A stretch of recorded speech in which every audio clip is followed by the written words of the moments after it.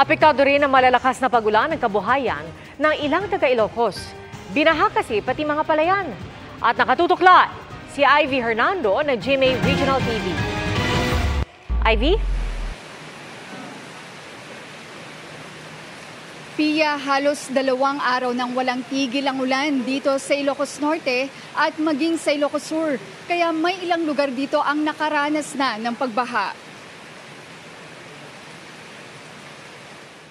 Dahil sa walang tigil na ulan bunsod ng bagyong Karina at Habagat, umapaw ang isang ilog sa barangay Kataban, Lawag City, Ilocos Norte. 2 sityo ang inabot tuloy ng baha na inabot ng ilang oras bago humupa.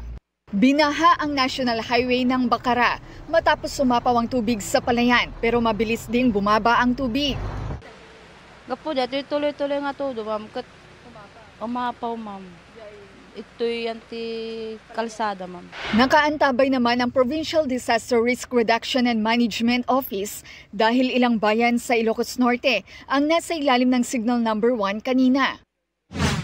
Sa Ilocos Sur, 2 pamilya katumbas ng 7 individual ang inilikas sa bayan ng Salcedo at Sigay dahil sa pagguho ng lupa. Ayon sa PDRRMO, binabantayan nila ang ilang lugar sa mga bulubunduking bahagi at sa tabing dagat na posibleng makaranas ng paglambot at pagguho ng lupa dahil sa ulan.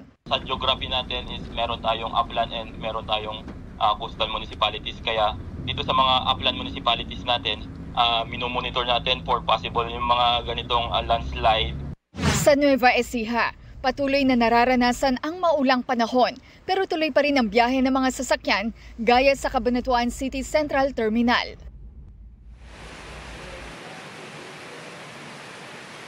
Pia, light to moderate rain ang nararanasan kaya't wala rin nakanselang pasok o trabaho sa Ilocos Sur at dito sa Ilocos Norte.